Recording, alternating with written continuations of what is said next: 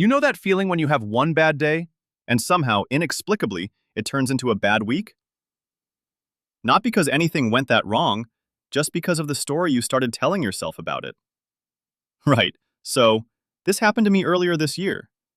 I'd been doing really well, eating better, going for runs a couple of times a week, not buying stupid things I didn't need, going to bed at a vaguely sensible hour.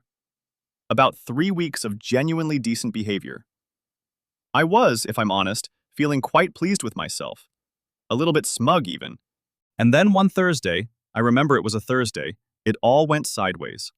Stressful day at work. Long drive home in traffic that had absolutely no reason to exist. Got in, the kitchen was a mess, nobody had started dinner, and the voice in my head that usually says, "Have a glass of water and a sensible meal," said absolutely nothing.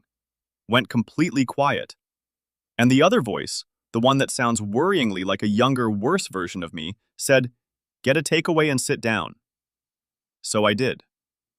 Large one as well. And look, that is fine. One takeaway is not a crisis. The problem was what happened next, because I sat there on the sofa, eating noodles out of a box at 9:30 at night, and I thought, well, I've gone and ruined it now.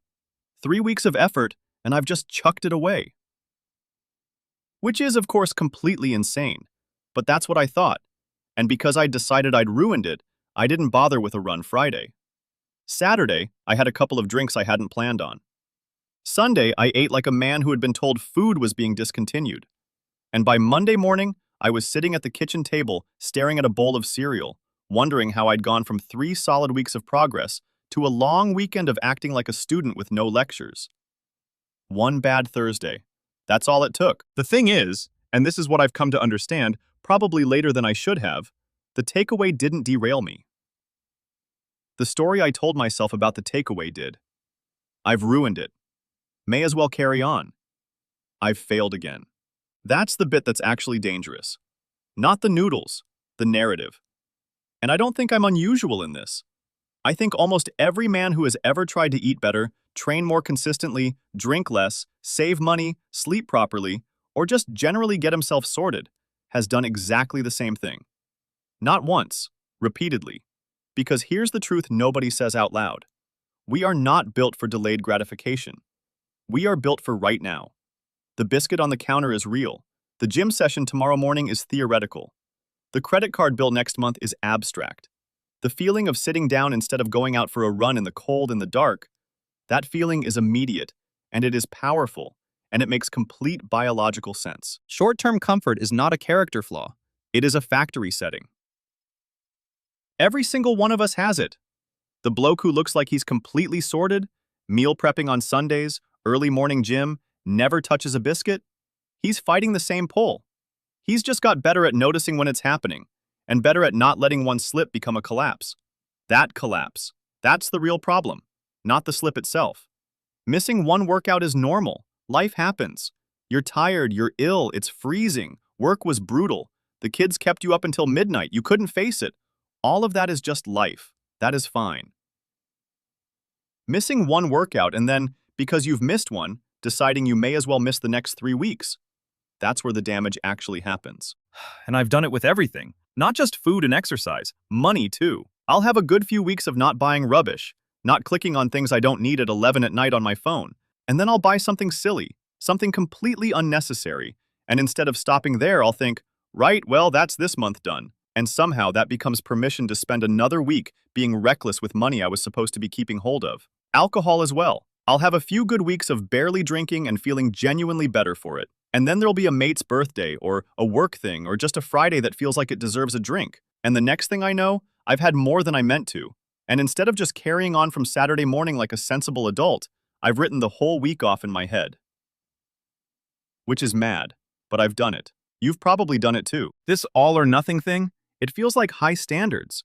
It feels like taking things seriously. It's not. It's just perfectionism with worse consequences. Because real progress, actual lasting improvement in anything, is never perfectly clean. It doesn't look like a straight line going upward. It looks like a decent couple of weeks, then a rubbish weekend, then a good week, then a difficult month because work got hard or someone got ill, then a holiday where everything went out of the window, then a slow crawl back. That's what real improvement actually looks like. Messy, inconsistent, human. The long game is what matters. And the long game is not won or lost on one bad Thursday.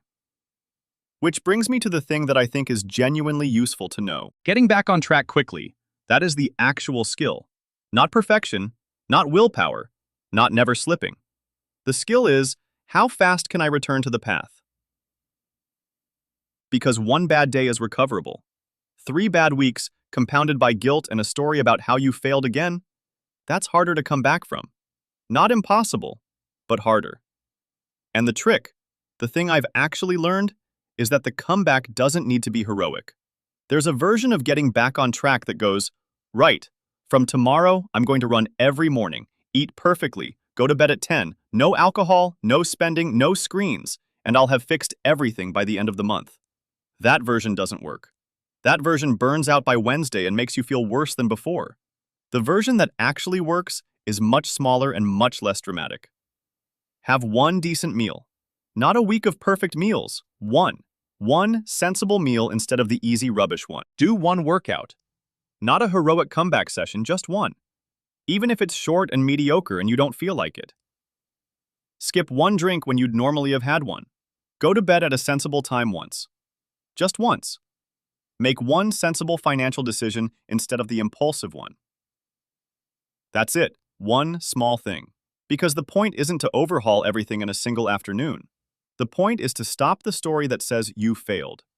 To break the momentum of the slide with one small move in the other direction. One good decision changes the narrative. It gives you something to build on. And tomorrow, you make another one. And slowly, without any heroics at all, you're back. The other thing that matters, and this one I genuinely had to learn the hard way, is how you think about your own identity when this happens. Because there's a version of a slip where you think, I am someone who is trying to live better, who had a wobble this week. And there's a version where you think, I am a failure, and this proves it. Same event, completely different trajectory. The first one gets back up. The second one stays down, because what's the point? If you're just a failure, then every slip confirms it, and every small effort feels pointless, and the whole thing becomes an exhausting cycle of starting and stopping, and feeling bad about starting and stopping. I'm not saying pretend the slip didn't happen. It did matter a bit. Not loads, but a bit. But you are not the slip. You are the person trying. And people who are trying have wobbles.